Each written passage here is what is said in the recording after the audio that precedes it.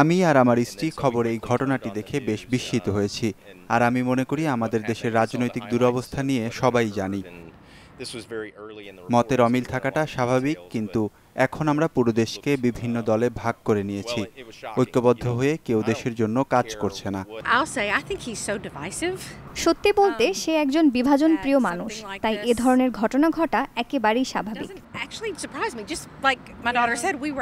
আমি ট্রাম্পের সমর্থক নই। আমরা মনে করি তিনি একতায় বিশ্বাসী নন, আর এই দেশের জন্য তিনি সঠিক নন। কিন্তু তাই বলে এটাও চাই না যে কেউ তাকে আঘাত করুক। JFK and I guess I really never thought we would be here again. My opinion, I hate that happen. No matter what our belief is. আমার মতে এটি একটি ঘৃণিত কাজ।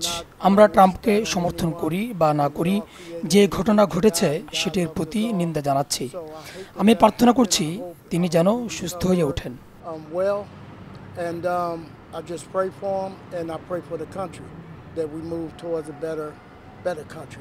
আমি মনে করি না এটা কোনো ভালো কাজ হয়েছে, কারণ পরবর্তীতে নিজেকে আরো ক্ষমতাধর কিংবা শক্তিশালী বলে জনসম্মুখে আসুক সেটিও চাই না। আমার মা এই হামলার দৃশ্য দেখার পর বলছেন যে ট্রাম্পের এটি কোনো বড় দুর্ঘটনা না, ব্যান্ডেড লাগালেই ঠিক হয়ে যাবে। আমি সেখানেই দাঁড়িয়েছিলাম। হঠাৎ শব্দ শুনে মনে হচ্ছিল আতশবাজি হচ্ছে। ফিরে তাকিয়ে দেখি হইচই করে মাটির দিকে ঝুঁকছে সবাই। কিছুক্ষণ পরেই কান থেকে রক্ত পড়তে দেখেছিলাম। Then the Secret Service comes running up through and says, "Everybody out, get out of here now." It's making Trump more popular than anything. He's a felon. এ ধরনের ঘটনা যতবারই ঘটেছে ততবারই ট্রাম্পকে জনপ্রিয় করে তুলেছে সাধারণ মানুষ।